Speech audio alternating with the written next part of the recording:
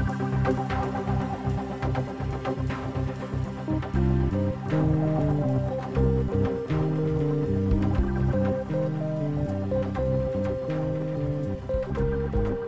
to The Growing Band Director, the podcast that dives into topics applying to all of us band directors. My name is Kyle Smith, and joining me is my friend and colleague, Jeff Smith. Together, we discuss many aspects of a school band program, including how to build your concert, jazz, and marching programs, as well as everything else we do as band directors. More importantly, we'll discuss concepts that help us all improve our own programs every day. Always remember the famous quote by Ray Kroc, "When you're green, you're growing, and when you're ripe, you rot." Let's get started.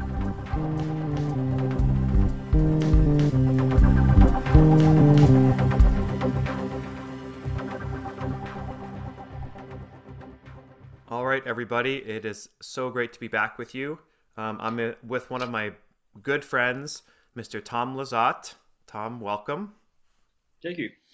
I will refer to him as TL, as many of his students and colleagues have. Just a couple bits of information about TL. He's a member of the Maine Music Educators Hall of Fame, recipient of the 2019 John LaPorta Award from Jen and Berklee College of Music, contributor to the Instrumentalist magazine, longtime band director in Massachusetts and Maine who is recently retired, frequent judge and clinician in all areas of instrumental music, and just last weekend was awarded Massachusetts Association of Jazz Educators Lifetime Achievement Award, and least importantly, an avid Cubs fan. TL, it is great to have you with us. This episode is entitled The 10 Deadly Sins of Music Making. Before we get to that real quick, I wanted to share this really great bit of thing that my wife sent me. This is 10 things that require zero talent. So here's 10 things we can all do better in our job and in our life. And these are things that require zero talent. So being on time, work ethic, effort, energy, body language, passion, doing extra, being prepared. As John Wooden says, what is it? Failing to prepare is preparing to fail. Being coachable, and having a positive attitude. So those are 10 things that require no talent. All right, so TL, can you give us the background behind this 10 deadly sins of music making? Where does this come from, and what's the genesis of all this?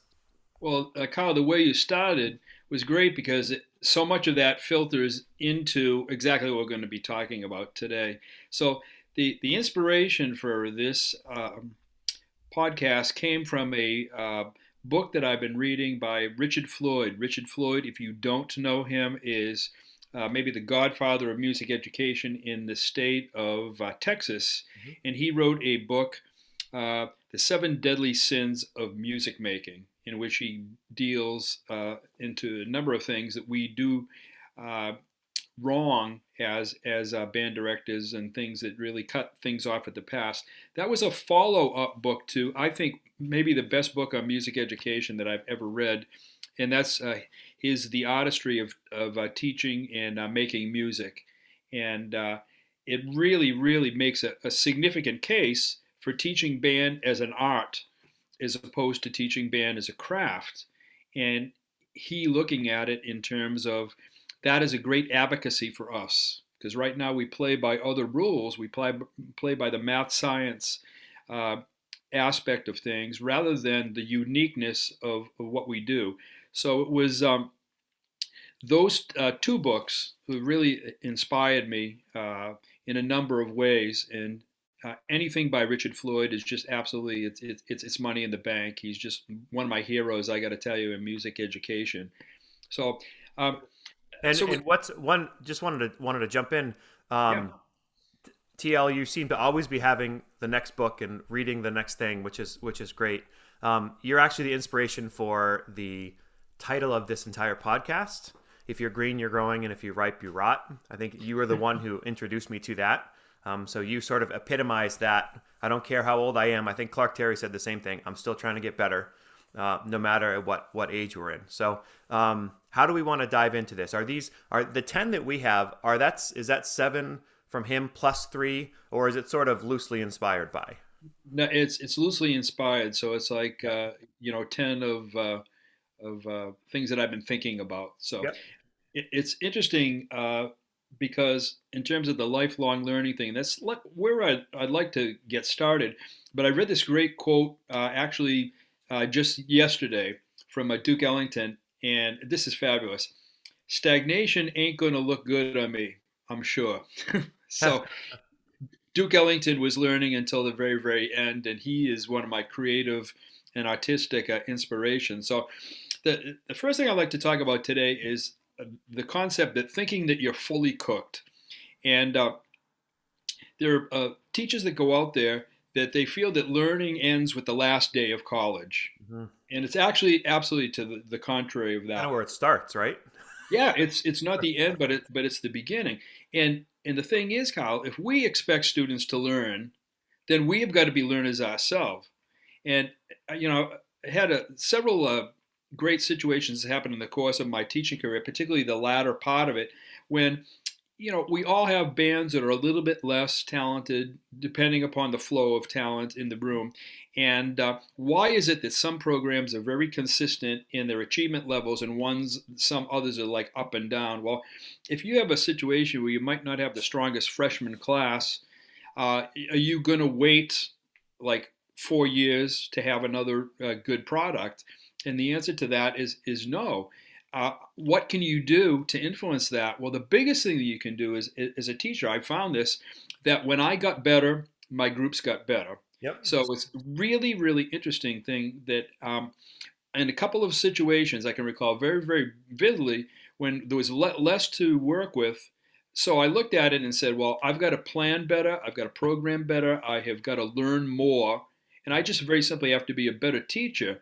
And at the end of it, those groups were very consistent with the levels that we had for before and after. There was no, in a sense, good reason for that, except that I got better. Yep. And we have such powerful, powerful influence on what we do if we continue to grow. And And the kids never know that you don't get the credit. You never say, "Oh, I did better. This one's on me." No, it's still all about the kids. And when you talk about having worse, a lower level of player, it's about, I think the number one thing is like finding the repertoire that's right for that group. yeah, And if that's right, it doesn't matter, I think you told me once, I've never judged and said on the tape there's not enough notes in that program. yeah, yeah, yeah. So finding that level of programming is really really important. Well, and that's like the essential thing. I'll be getting into programming in a little bit, but that is absolutely critical. That is the beginning and the end of a successful performance, and a lot of teachers don't realize that, and they also don't do sufficient work in terms of researching literature, um, and so my idea as far as like program is concerned is that it's a year long process. It's a forever process. Hmm. I will listen to absolutely anything. Now maybe it's like 10 seconds of a demo, but that's it. But that continual search for new sounds, first of all, is very, very invigorating, and you have to be like on really, really on top of it. One of the things I love about judging marching band is occasionally we'll run into, and as you know, I've worked like very, really, really hard to be literate as far as literature is concerned, but you run into pieces on occasion that you were unfamiliar with. I mean, I don't listen to Radiohead all the time and some of the stuff that I hear in various situations, and that forces me to go and to listen to that material and to become familiar with it, but also to say to the performing group, you're doing very well with this aspect of it, or you're not. You could make these adjustments based on what the original material is. So it forces me always, to be really with the program. For me as a teacher, this ongoing process, there is a spot in the middle where we would just sort of pivot, and that was for me generally right after the Midwest Band Clinic. And that is, for those of you who have never been to that clinic, you need to. It is a treasure trove of new ideas and great literature. And I would always come back from that with 5 or 6 pieces that I might not do that next year, but over the course of the next several that I would program, and it's all quality literature because Midwest demands that what's played at that conference is. And you have a list where you write those down, right? So you're like, oh, here I'm just going to add these to my list. It's not I'm going to remember them because so many people go, oh, I'll do that piece sometime. Well, no, you No, won't. Get no. it on a list so you can look back at it. I take the program after Midwest, and the ones that I've circled and written notes about, then Yep. I will transfer it to another list, which comes a little bit to the planning process that I would have. And so I can start to begin to think about programming in earnest right after Midwest. And it was a springtime process from, say, the first of the year right up until I would say probably the first of May or so, maybe a little bit further, because my objective was to have programs set for the year and for that music to be ordered and in my hand before I left for summer vacation. Because it is really, really difficult, as you know, to conduct meaningful score study in the course of all the other things that you're doing. If you're conducting 6 ensembles or whatever, and yes, you can do some repair and some soft spots in your preparation, but the preparation needs to be during the summer. And I really like a thoughtful process of just being able to sit down with scores and to do what Frank Battisti advised. You just like read through the score like you're reading a book, and then you start to begin your score study process. And so what I would do is I would sit down with like, here are all the tunes or all the pieces that I think are valid that I would like to explore or I haven't explored in the past. Hmm. And I would make giant size lists and then just look through it and say, this is appropriate, this won't work for what we have, it might work 2 years from now, whatever, and do that sort of analysis, and then start to get into the whole idea of, okay, how is this going to be uh, fit in programs? Now, it's important to note that I made the mistake that so many of us do when I first started teaching, and that was I programmed concert to concert. Yep. So we did a concert, it was successful. Now here's the pitfall of that. You look and was like the day after the concert. Well, what do I pull out and what what can we do next? And you look at what was successful. It's like, okay, that tune by composer X was very successful. Let's do something else by him. And I had this happen to me twice, Kyle. I'm not going to name the composers involved, but in both cases, I had that programming process, and we read the next piece from that same composer, and I had kids say, haven't we played that before? Yep. So that says to me, no. And in the case of one of those two composers, I've never after that conducted anything by him. Yep. And he's a fine band composer. But so that process started to change. And then I got into well, let's program the entire year. Yep. And it's a fascinating process. I still have that book. I may show it to you sometime. This notebook where I start with my first draft and I keep track of all of the drafts. And it's fascinating to see how it evolves or doesn't. In some cases, I'll start with the program and the very first one. That's what we end up playing. In other cases, there's nothing left from that first draft. I just keep on adjusting and tweaking as I get familiar with new pieces or my thought process I also changes. want to jump in too because when Yeah, you have enough experience teaching, when when the kids start the piece, you do have a grace period of it's not going to sound good maybe right away. And I've had people yep, say that when you sight read the piece, if it's the right level, you should be at 60 to 70%. There's some of that, and sometimes that's correct, and sometimes not on every piece. But yep, also knowing when you've gotten into a piece and it's not going to work with your group, right? I mean, sometimes you just got to push through it and you have to teach it, and that's the purpose. But have you ever actually pivoted and said, you know what, I think this is really going to work, but then you get into it and for whatever reason you just don't get the right vibe and you decide to change the piece? absolutely. And there are times when I've paid attention to my gut and I've been very happy with the end result. Yeah. There are times that I just like, no, we're going to tough it out and stuff like that. And I very much regretted it because they were not, their instincts sometimes are like better than ours. Yeah. And so it's a very very fine line, but you try to get a real good sense early on, like that's like okay, this will work for us. Not that it's perfect right now, and so that is part of that whole process. As a side note, as part of that, Yeah, taking kid feedback in the pieces that you're programming, that's really big. If I do a piece, I think I've said this before, and none of the kids choose it as their favorite piece, I probably won't do that piece again. yeah, Not that it, but it's like if all 50 kids chose another piece, you know what I mean? It's like, okay, I'll find another piece because I always want to feel like whenever we're working or performing a piece, it's at least one kid's favorite song.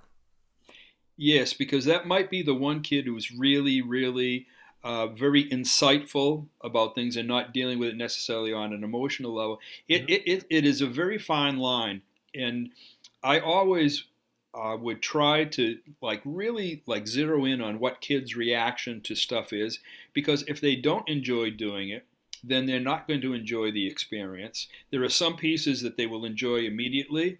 There's some pieces that they will want to play that they'll find out later on. It's like, well, that yeah, wasn't necessarily the best idea. Some that are a little bit of a tougher sell in the beginning, but eventually they get there.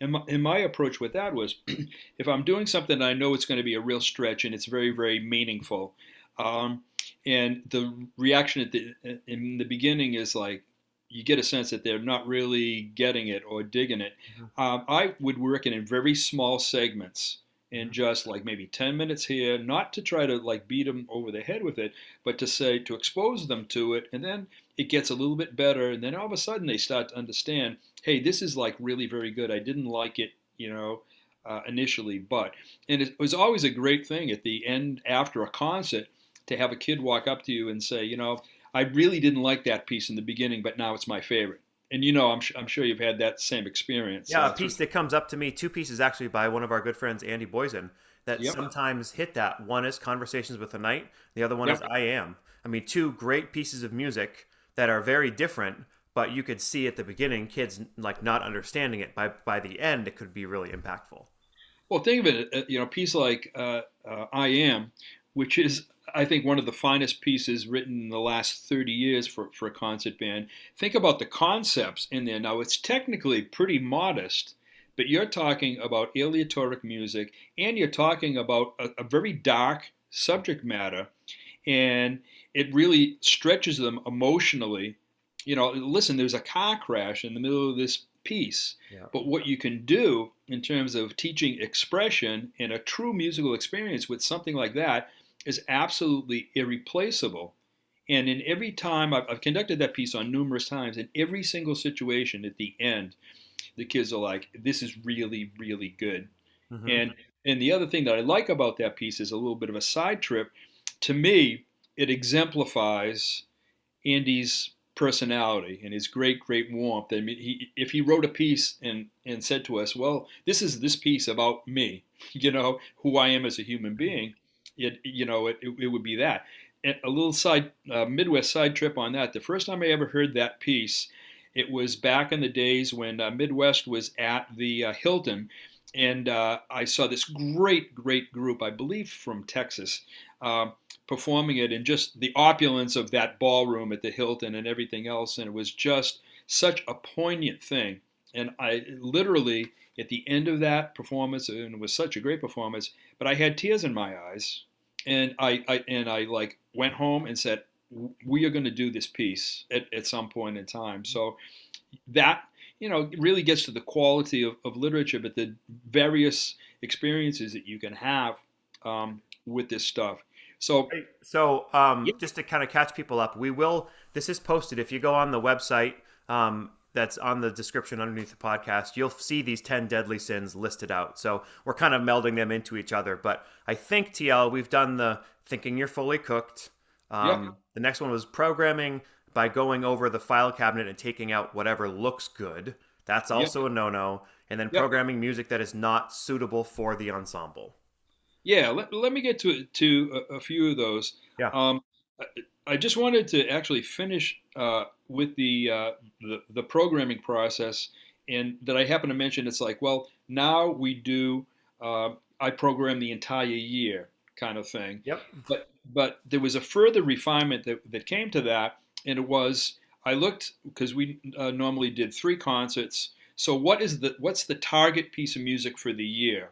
And then I would program it backwards. So the last concert was the the piece of the year. Give us an example. Give us a Uh, piece that might be the target piece. well, the final target say we'll say it is the whole suite in F, Okay. and then the middle piece was something that will take us to that last piece, but is sort of transitional in the sense that like technically and all that kind of stuff. That And like something like maybe Pierre Laplante might fit into that. Pierre Laplante would perfectly fit into that. Um, and I can recall the year that we ended up doing the suite in F. The first piece for the year was a Prelude Siciliano in Rondo. Okay. And so we took it from there. So a little bit something meatier than, although LaPlante's writing is fabulous, but a little bit something meatier in the middle, and then to take you to the end. Okay. And the rest of those programs would fall into place pretty easily. But if you get those targets correct, and there's a sense of sequencing and learning. Okay, we're working up to this particular thing. And one other further thing on that, and it is really jazz band related, and that is that we take charts, we give them to the kids, and there are all these chord changes and all this kind of stuff, and that's cool. What if we thought about jazz programming and concept band programming too, but as more than a 1 year idea? Mhm. So one of the things that we did in Cape, I had a good sophomore class, and I know I went as seniors. We're going to play. I want to play Cottontail. And as you know, the programming is a several year process. So, how do we prep ourselves for that? How do we make the kids be very, very comfortable with those chord changes rather than just throwing Cottontail in front of them in their senior year? Yep. And so I got together with the combo teachers, and I said to them, and this was when these kids were sophomores, we're going to take the next couple of years, and you can choose any contrafactive rhythm that you want. Rhythm changes, right? Yeah, it doesn't matter. It doesn't matter. Just do rhythm changes. So this is the coolest part, and I got to tell you, this is one of the finest moments of proudest moments of my teaching career. So all these kids are learning these changes, and we get to combo night, which, by the way, I call the right brain enhancement night, and the community loved that. But there's a lot of truth to that, and that's a whole other subject. But so we went in there, and I had a freshman combo that did play I Got Rhythm, and so they're lined up there. And I turned to the audience and started to cherry pick kids. You grab your horn, you, because the other combo kids are sitting in the audience, and they grab their horns. We got on like in the setup, and I just explained this.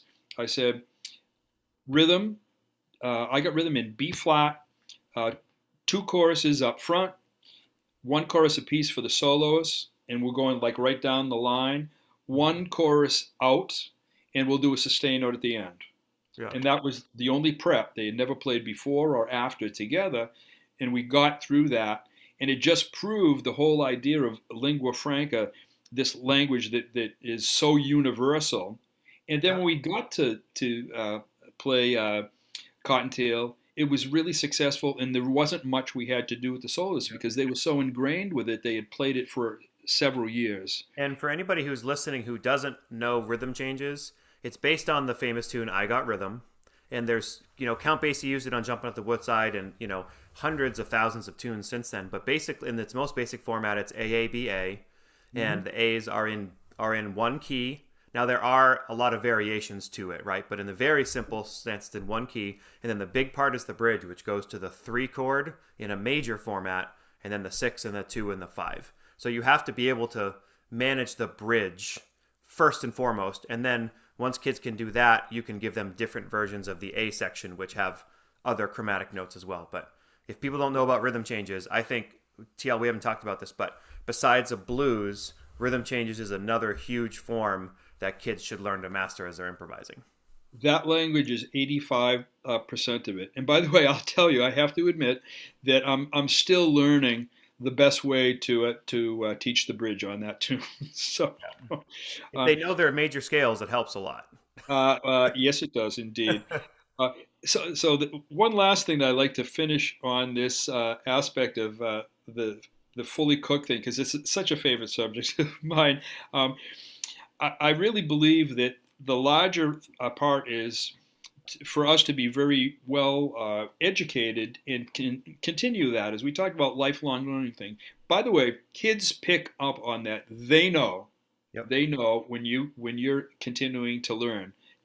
I'll walk into, even to this date, I'll walk into the jazz band rehearsal at TA, and it's like, well, gang, I learned something um, yesterday, and they'll just sort of give me this look. It's like, okay, what do you got for us? And but I want to be a walking example to every student with whom I have contact of lifelong learning, because that's the value of bands. Beyond the notes that we teach for concerts and whatever, so many of those kids are not going to be playing once they leave school, unfortunately. Yep. Um, but they're all going to be learners forever.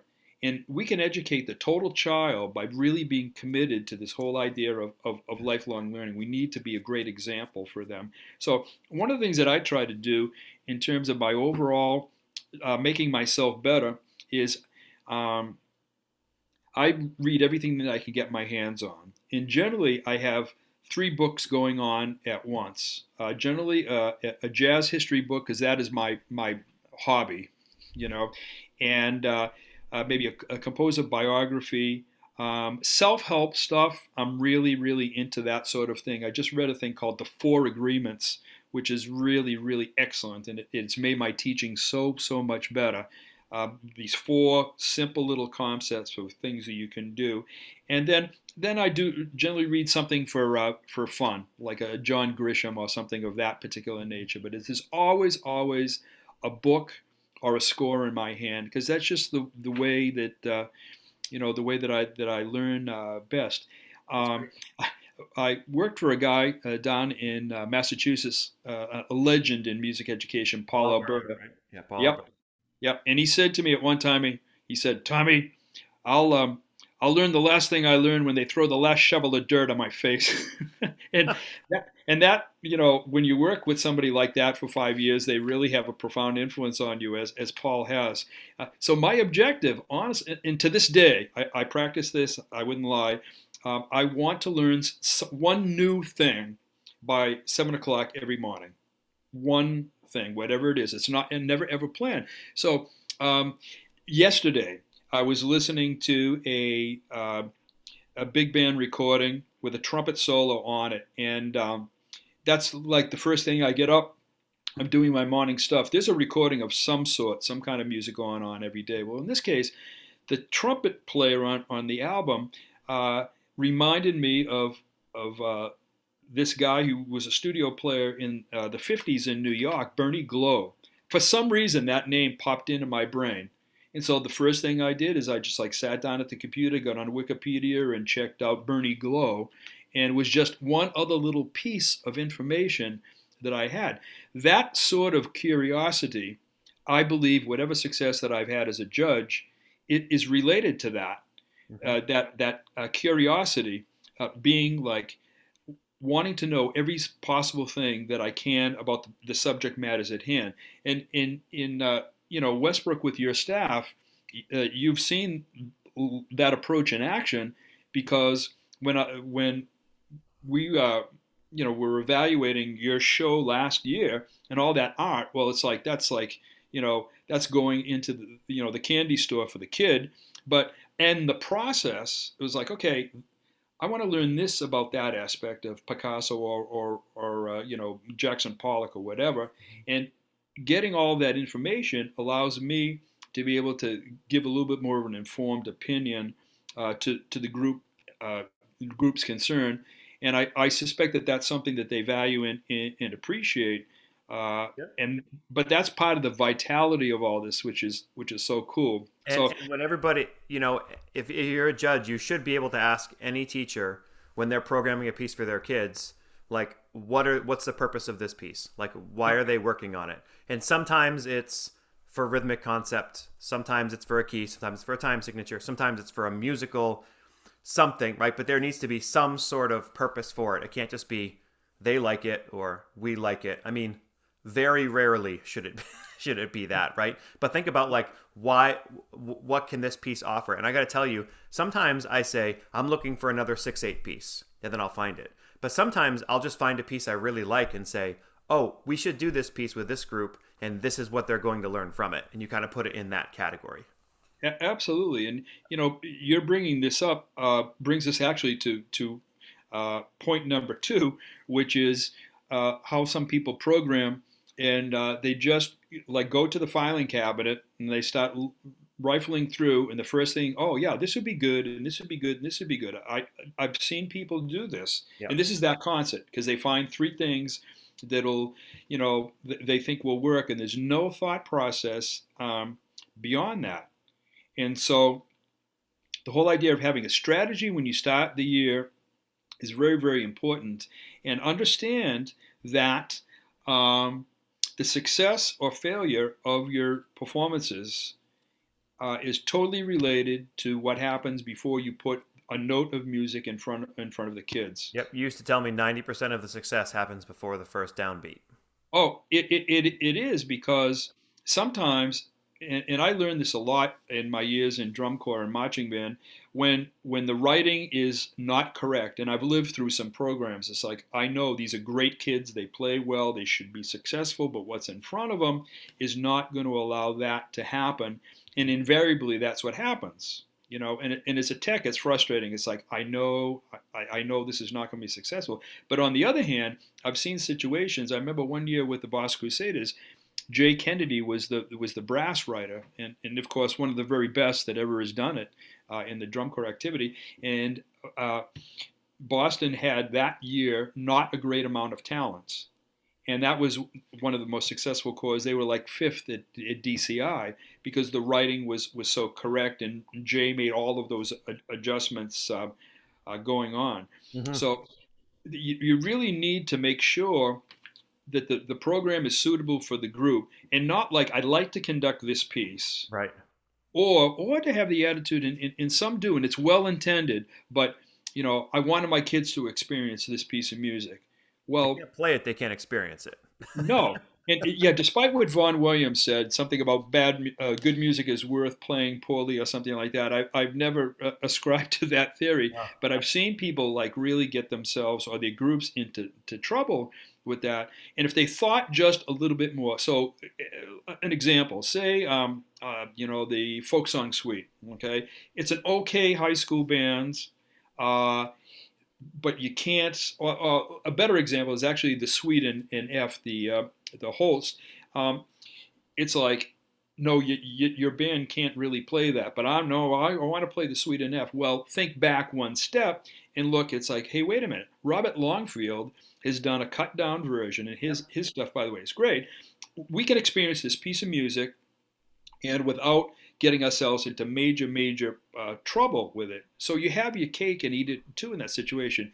And I'm experiencing that right now because that's one of the pieces that TA is doing, uh, and it's a terrific cut down version. The essence of the piece is there, and it's like, well, okay, if you think about it like one step back, sometimes you can really get yourself out For, of for me, trouble. when I'm thinking about does this piece fit my ensemble, I literally think of the kids in every section. I think of Susie, who's playing Yep, alto saxophone yep. 2, Oh and this is yeah, her part. Or trombone 3. Oh my gosh, they couldn't play that part. And if there's more than a couple where it's like, well, it doesn't fit that group, or say, like, if I have a really young concert band and the second trumpets literally can barely play an octave, right? Well, I need to find music where the second part doesn't go over the break for clarinet and stays, within a certain range. So matching up your individual kids with their individual parts is how I look at that. yeah. And what's interesting is when you hear a group, you can tell what the thought process has been with the programming, Yeah. because if they have a thing, for example, that is very woodwind heavy, and there's a lot of action. It is not necessarily ridiculously difficult. But it spotlights them, and it's a very weak woodwind section. You can do that. I mean, you can work on it all night and all day, and it's not going to Yeah. really be successful because it's a developmental thing. Maybe that piece would be better next year, Hmm. you know. And one other thing along these lines uh, is the whole idea that I've heard a couple of teachers speak of, and it always just it saddens me because I know what the outcome is going to be, and that is that um, we're going to play this stuff because the kids want to play it, kind of thing. And yes, their affinity for the music is very, very important, and I'm always like have laser beams on what they're feeling about it or what they, Yeah. apparently think of it. But you can't have a situation where the kids, to me, are picking the literature. You would not go into an English class and have the kids pick the books that you're going to read. Now, there is a way around that, though. One of the things that we did at Cape is the last concert of the year was just the freshman and sophomore concert bands, and there would be a pop flavor to that particular concert, and on occasion a kid would suggest a piece, and on occasion we would do it. It was never ever you have no influence over all of this. I mean, if a kid really wanted to do it and argued a good case, it's like, well, we'll learn it, and if we don't like it, then we don't have to do it. But that gives them ownership, but in a very kind of controlled situation. And I've had some kids. There's another way I've approached that is, Yeah, if you say, okay, we have a slot for one movie piece or pops piece. yeah, Here are five that I approve of, yeah. and we'll let the kids listen to them and vote on them. And then maybe we choose one that the kids like, but again, not very often. That, sir, is a better process than I had. But and Right. this gets into actually point number 5 here. So we've actually bapping our way through this pretty well, and that is that the concert or the festival or the competition is the end game. And we grow up in this situation. It's exactly, we've all been victims of it. We have all imposed it upon others. And I would submit that there's a higher level of thinking. And I think it really comes to, what are you looking to accomplish artistically and educationally? And if that is going to be your guide, then the event at the end of it is the least important of all these things. John Wood, It's a celebration, is what it is. yeah, John Wooden always talked about. He said it's the journey, not the end, Yeah. and it's that journey which is so important that we have a real tendency sometimes to like forget in our pursuit of like what it's going to sound like at the concert, no matter what the human cost is. And there is a significant human cost if you think strictly in terms of the outcome. But if you think about it in other terms, it's like it is a process. And I would always say to the Cape kids, and they were great about this. It's like the concert is a snapshot. And by the way, concerts are perfectly expendable, as we found out during COVID. So if we make that be the end all and be all, then we have no reason to exist. But if the process is the important thing, then it's a whole other thing.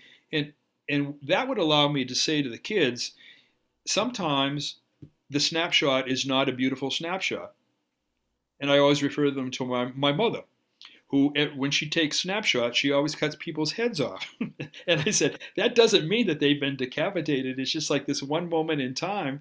And if we think about that, and what that does is then by changing up the importance of that, yes, they still care about it a lot and they want to perform well. But if something happens in a concert that never ever happened before, and kids can be devastated, and as a teacher, you can be devastated. Like, this never happened before. Why did this happen? And and so it does. And when you teach them, though, that it's a snapshot and that it's perfectly okay to have stuff happen, Yep. not as well as you rehearse. And Because guess there's what? no perfect music. There Yeah, isn't going to be a perfect. no, because human beings are making it, kind of thing, and I relate to that very well. But then let's see what that changes your focus as a teacher to, I want to make every day be like the perfect day. And this is another Woodenism. This is I want to make this be my perfect So day. for anybody who hasn't read the John Wooden, TL talked about self-help books earlier. John Wooden, the famous coach from UCLA, you turned on to a lot of his books, and I own a lot of them. I think the best one I've listened to, I've read, is called Wooden. It's Yep. just his last name, and it's just this art of teaching. It's so amazing. So continue, but that's if people are looking for, especially band directors who like sports, it's a really good genre to read. Yeah. Well, in my estimation, John Wooden is one of the finest teachers to ever exist in any particular thing because he started off as an English teacher, and the methodical aspect of how Wooden dealt with things. I mean, he preserved from like 1934 to the end of his teaching career in like 1974 every like the recipe cards with his practice plans. Yep. And he at the beginning of every year, and I did that for a while. I got to tell you, you know, review like the process. He You would know, start they would win a national championship in March. And yep, then at the beginning of the year, 3 months later, he would teach the entire team how to roll up their socks correctly. Because if they don't put their socks on, they get blisters and then they can't play. So he would every year start, I mean, stuff yeah. like that. It's amazing. Well, think about you're Bill Walton, and you're like the most highly recruited center in the universe, and you walk into this guy's practice, and the first thing that he's teaching you is rolling up, you know, your socks or putting on your socks correctly, and making sure that you don't trash the locker room. That you pick up every single kind of thing. I mean, it's really really instructive when Yeah. you think of what that was and the love that his players had for him because they understood what they were getting long term, not winning championships, Yeah. but long term as far as human beings and stuff like that. And the really great coaches are very much along those lines. Another one of my heroes is Vince Lombardi for precisely the same reason. A different style, totally. I mean, Wooden was professorial, if that's a word, and professorial, I don't know, and Lombardi was in the gutter kind of thing, you know, just like, ugh, you know, hard school, old school. But they both had the same message, and the players after, for the rest of their lives, just absolutely adored what they did for them, as difficult as they were in each in their own different ways. And I think it's great as teachers to have those sort of role models. They both have, throughout my career, had a substantial influence and made me a better teacher. There's no doubt about that. So Love it. Love it. the next subject we have, and this will be a brief one. We talk about vertical alignment as being the sole goal, and that is a really, you know, I live in the world of drum corps still, and they're all about the doctor beat and you know, like everything's lined up perfectly and Making it everything as else. clean as possible. And that is one of my bones to pick with the activity, but you know, I'm So certainly how, not. how come we don't get more credit when we play dirty at a show, TL? If we play dirty, Well, you know, there's a certain amount of vertical alignment that is necessary to communicate whatever why you're is it trying a to communicate. problem? Why is a set, going with vertical alignment? Why is that a problem? Oh yeah, well, because what it does is it makes the music bloodless. If that's the prime focus, and it comes to the way that you teach pieces of music. And like when I first started teaching for a long time was all about let's get it clean. You know, we can't communicate any musical stuff until it's clean. But it's a different process. And this is something that when I was out at UMass, Bill Rowell very much taught me. It's like you need to take a small section of music and you need to go at all aspects of the musicality of it and everything else. Vertical alignment is a factor, obviously, clean rhythms. Hmm. But if you ignore the line, if you ignore the expression, you ignore all those aspects, then you try to put them in later on, it's forced and it's not natural. It needs to be organic. So if you take it and just like really shape it and make the intention to uh, to say like this transfer, like later on in this piece, it's going to be the same concept. And Paul Alberta was one of the people that really taught me about that. Paul would sit there and he would do hour after hour after hour on, you know, 20 bars of music. Yeah. And it's like, what's going on? And I actually have a great story along those lines. He conducted the District 1 jazz band 1 year. And we had a rehearsal on, was a Friday. Interestingly enough, the only teacher that showed up, other than myself, and I was the manager, was Craig Skeffington.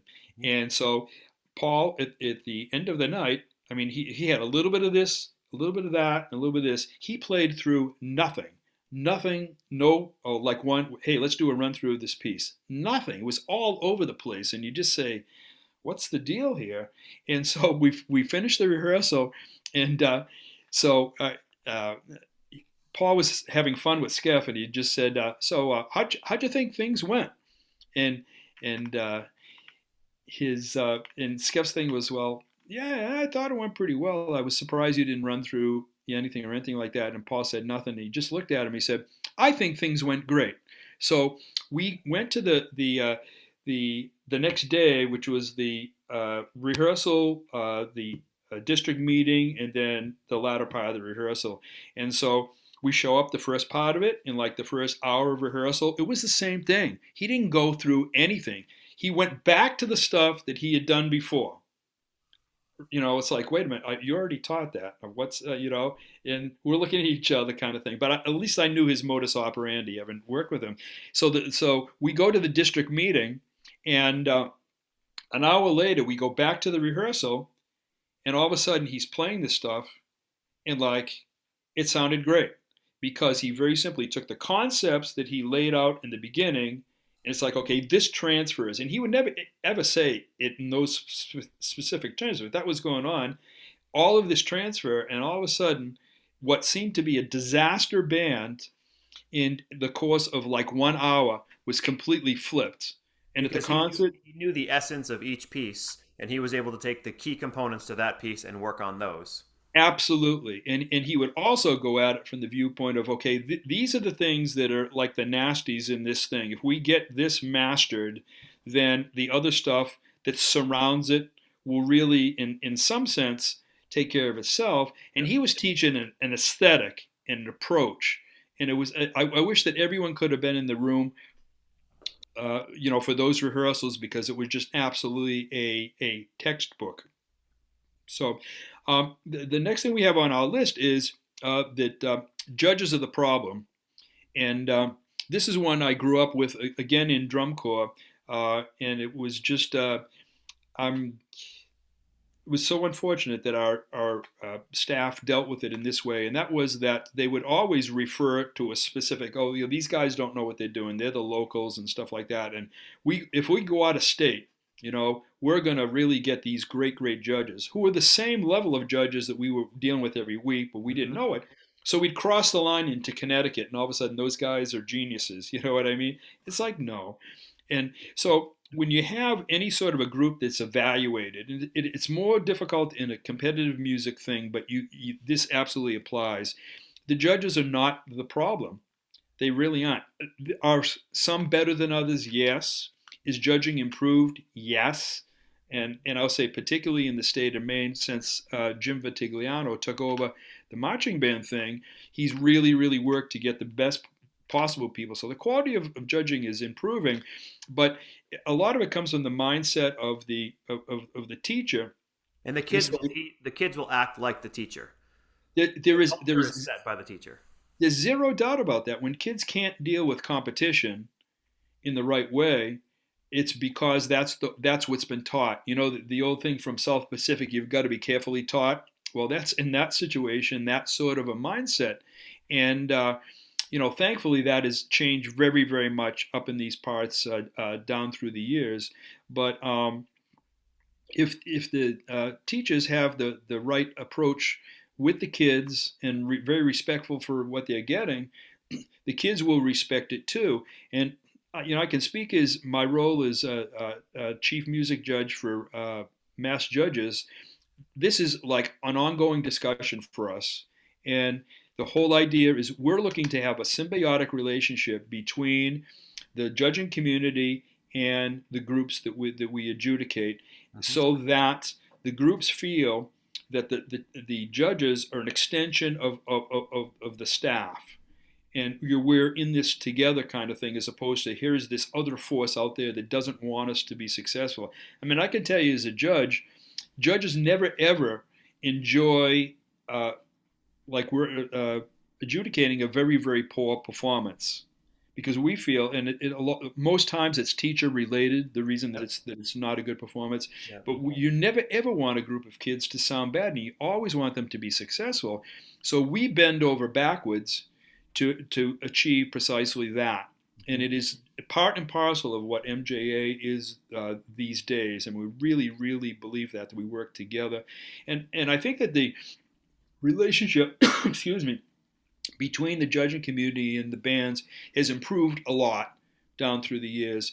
I can recall a few bands when I first started judging up in these parts that were not very receptive to what they were being told. Yep. And as a judge, it was frustrating. It's like, I just want these kids to sound better. I just want this band to be better.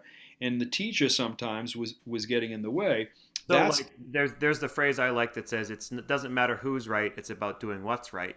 So what do you do if as a teacher you are receptive, but you feel like that what you're hearing from the judge is something you disagree with? then very simple. You go with your own best judgment. That's what I like to do in those situations is suspend my ego, because a lot of times it's like, okay, I really believe this, and someone else is saying that that is they have a polar opposite, approach to things. They may be right, or they may be wrong. So I want to eliminate the possibility of them being right. And some of it is you evaluate it and say, okay, this is an area of strength for this judge, or not an area of strength for this judge, and I'm going to evaluate that information in that way. But a lot of times, I'll tell you, it gives me pause. I say, okay, why am I not getting this, or why is he not getting it, or she not getting it, and uh, and that is the educational process that can happen in a critique situation too. And I found that most judges are amenable to those sort of things. I think it's important as a judge, if you have made an error, that you are very much upfront about it, and to Mhm. say, that was not a good call on my part, and that's not the way that it used to be. It used to be the judge was omnipotent, and you couldn't admit you were wrong, and it was a sign of weakness. I had one happen. I was doing a Nesba show last year, and I had this one band, and their number was decent. It was sort of middle of the pack, and I overreacted to the band that was ended up placing first in the division, and maybe overreacted a tiny bit with the band that was third. And afterwards, I thought about it, and I talked to the chief judge. I said, I'd like to reach out to this band director. And what I said in that situation is very simply, I had this group a little high. I had this group. I had you guys a little bit low. Next time I see you, if I see you again, I will try to make an adjustment. Now, I didn't flip it totally, but and what was interesting about that is, first of all, the judge was not prepared.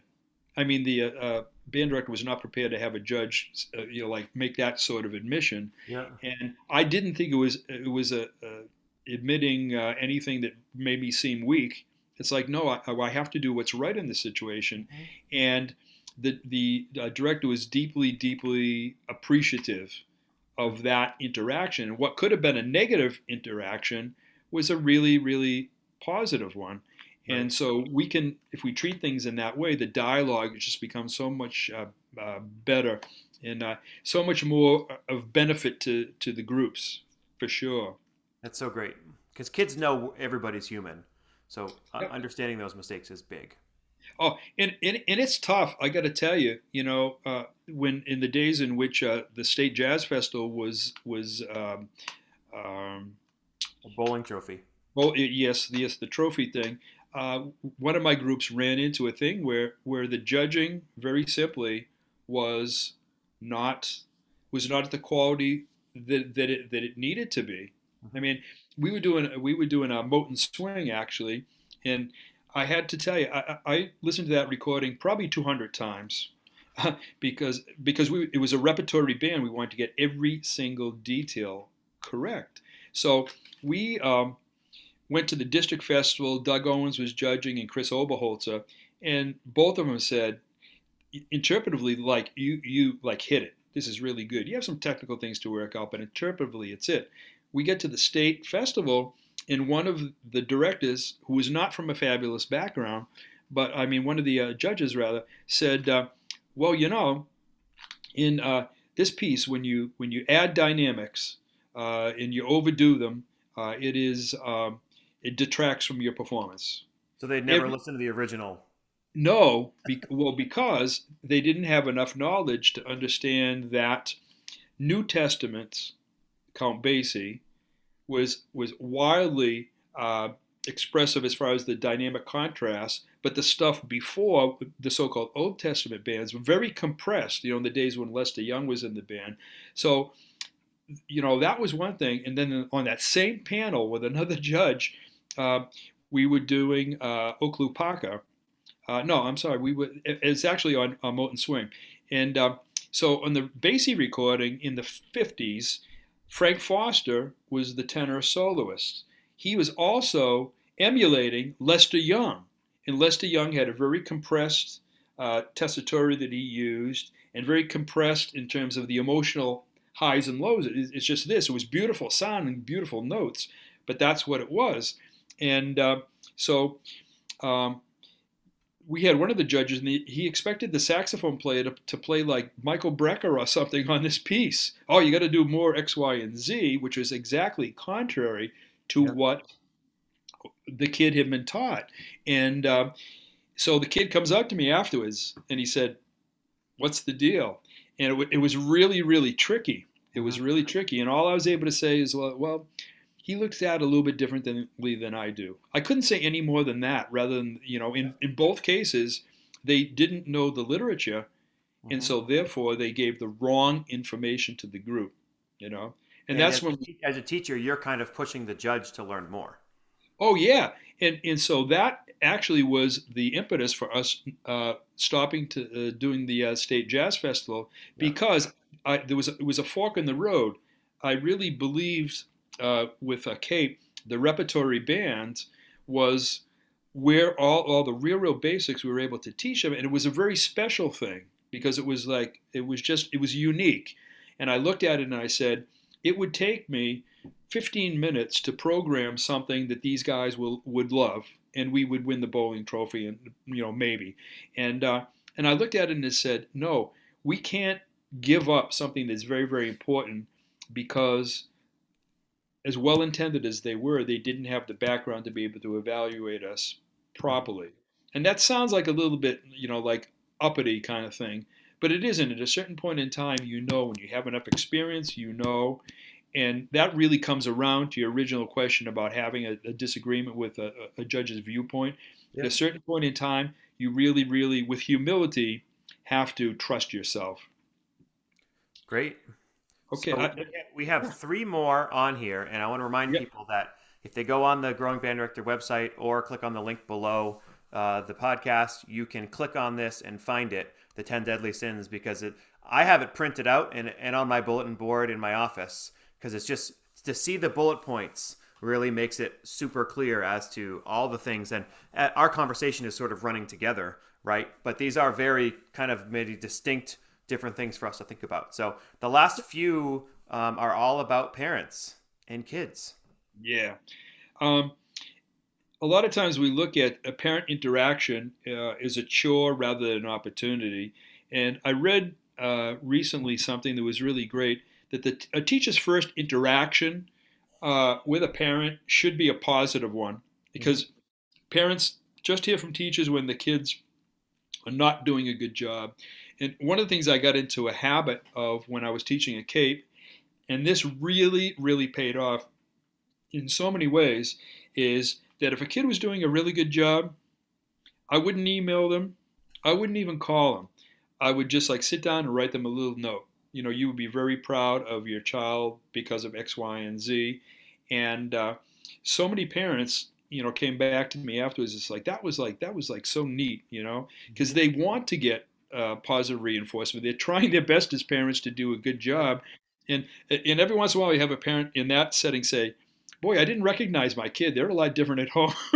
Right. And And it's huge. We think of it as teachers, we care so much about these kids, but I mean, their parents care about them infinitely more than we do. No matter how much we try, yes, this is their lifeblood. This is their number one purpose in life.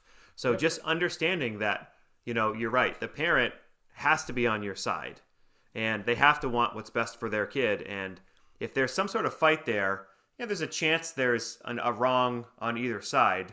But really, just understanding that, especially those people who are not parents, like, they know this child from the minute they're born up till now.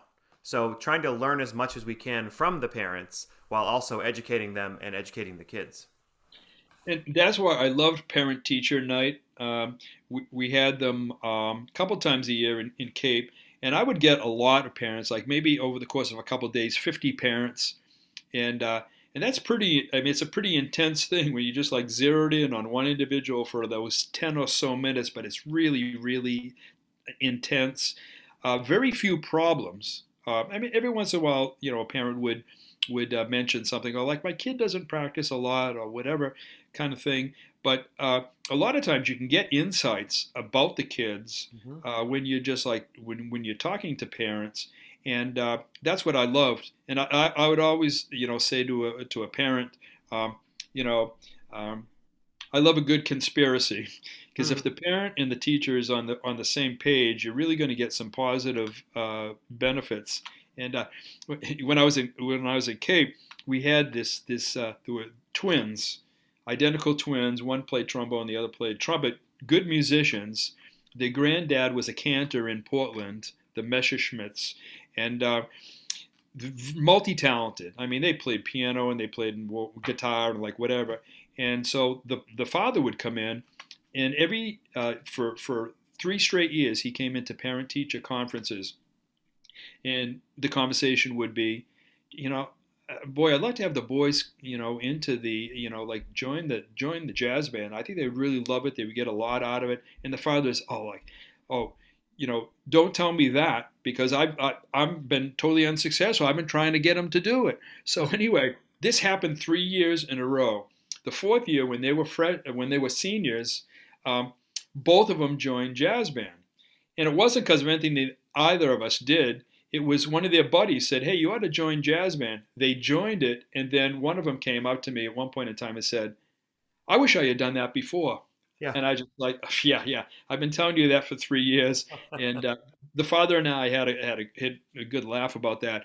But I've really been able to make some major, major ground with some kids that are having a little bit of a problem and trying to find their way Hmm. by being in that situation with a parent, and to have the parent say, if there's any problems like whatsoever, let me know. They're very, very seldom were any problems after a conversation of that sort. So they are such natural allies. And my next point, it goes along of we oftentimes underestimate parent power. And I think in these days, it is really, really very, very important. More important now than ever post COVID, because some principals in some localities are using this as an opportunity to really cut back seriously on music contact time. Like the whole idea of band for a half a year Yep. is like something that's really starting to catch hold. Yep. And if parents allow that to happen, then Say goodbye to the band program. oh, you have the muscular development that doesn't happen. You don't like lift weights for 6 months and then sit on the couch for the next six and pick it up. I mean, so the muscular development, the musical development, everything else, in some situations gets cut in half, Hmm. which means what you can deal with in terms of literature gets seriously compromised. If parents really if they're really, really effective and they know how to lobby, they in not every case, but in a lot of cases, would get a lot further than if a teacher is complaining about scheduling or something of that nature, because they're the taxpayers and they can walk into a principal or a superintendent and say, "I'm a taxpayer in this community, Hmm. and I demand to know X, Y, and Z." And principals sometimes in that situation get a little bit funny because they'll go to the teacher and say, "Well, call off the dogs." And so if you're going to be in a situation in which you want to utilize parent power, there needs to be an element of you're not directly connected with it. So, Agreed. I would find the smartest, if you're having a scheduling problem or anything of those lines, I would find the smartest, most influential a parent that's out there, might be president of the band boosters or not, and just very simply have a conversation with them and just to say, I can't be directly connected with this, but here is what's going on, and Hmm. have them start to ask questions. And a lot of times, like they very simply will. I mean, in Yep. in uh, in And because Cape, administrators like to do things, and I don't want to put ill intent to it, but they like to do things sometimes when not everybody knows about it because it's just easier to implement it without people questioning. they do, and particularly in terms of scheduling, they do what is easiest for them. Yep. You know, when I was in Cape, I had, first of all, the best principal that like known to like human endeavors in Jeff Shedd, and at one point in time they were doing a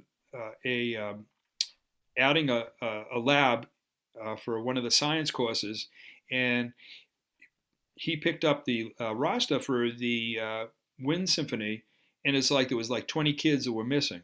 Yep. And now, in most situations, the administration would say, well, the kids have to decide. Well, if kids are driven to be successful academically, then the thing that gets cut out in that process is generally music. Not because of its value, it's just how society values this stuff.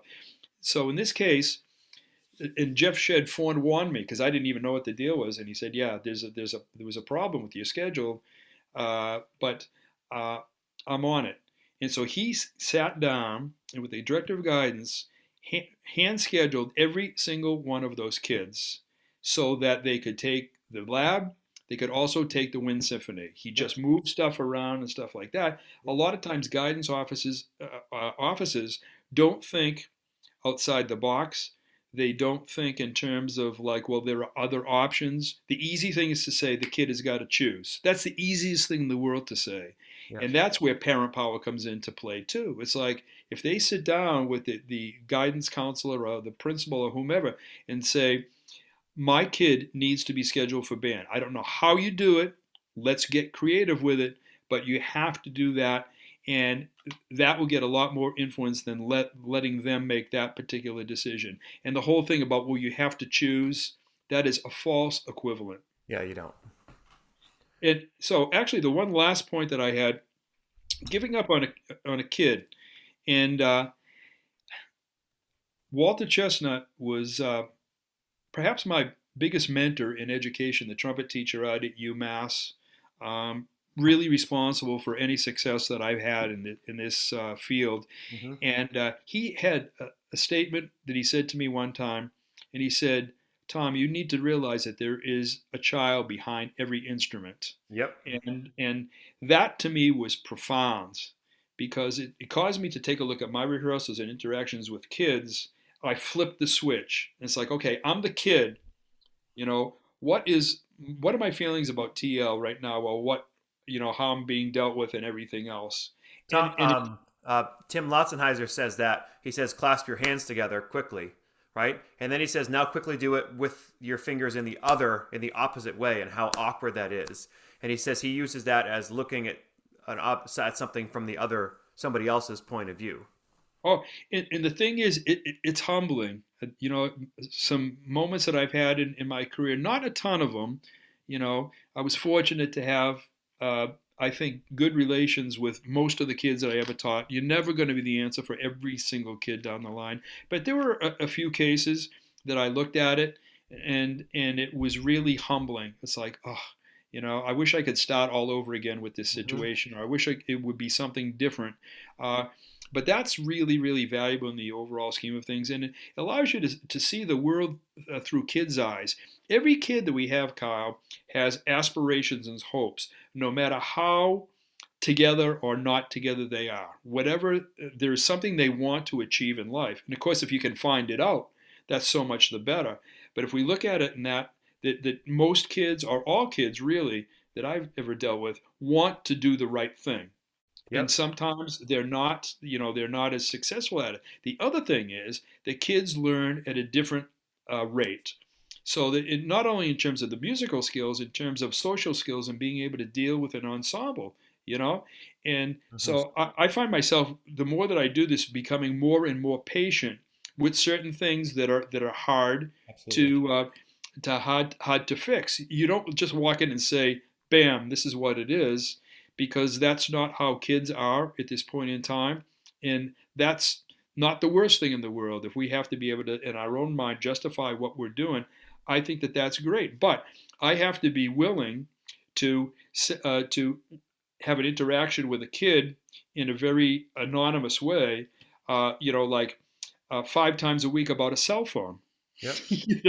Well, I and mean, that also links back to the first one, which was thinking you're fully cooked. That if you understand it from their point of view, then you might learn something, and it might help the overall situation. oh, there's no doubt about that. And when you find ways of dealing with some of those behaviors you need to be changed, Yeah. then it's a whole different world. And this whole idea that kids learn it at a different rate, that's something that I've learned in the last bit of teaching that I've been doing. I mean, the TA kids have been really, really wonderful. And there are a few who are still a little bit behind the curve in terms of the really getting the like culture and behavior the way exactly that we want it. I can't get impatient with that. It doesn't change anything. It doesn't like have any positive effect if I'm like negative about it or making judgment. Oh, that kid is like whatever. No, it's going to take longer. And my thought is, if it takes until like the last rehearsal that we're together, Yep. then at least we have solved the problem eventually. And I'm not blaming them about it. I'm not angry about it at all. It's like I have to be persistent in a very, very quiet way. So Well, that kind of circles around. I think all of these are great, and if we were to bring out one thing from this, thinking you're fully cooked is probably the one, right? Always be a lifelong learner. And I'll remind people again one more time that the list will be on the website on the link to click it, print it out so you can see these. That's what I've done, and it's had a profound impact. TL, you help a lot of people, I think, through your mentoring of other teachers. Would you be willing for me to share your email address? So if anybody listening to this maybe had a question or a conundrum or an opinion of yours on something, is that something you'd be willing to do? I would be way cool with that. And maybe one further thing, and that is just any teachers who may be listening. If at any point in time that you ever feel that I could be of help to your program, whether it is helping you with programming or having a visit at your school, anything of that sort. If you would please get a hold of me, I would be more than glad to do it, because we're all in this together. Would you just out loud? Would you just say what your email address is so people could contact you if they want? Sure, Thomas P as in Peter, Lizotte, Lizotte, and that's at gmail.com. Thank you so much, TL. It's been a pleasure. Hey, thank you, Kyle.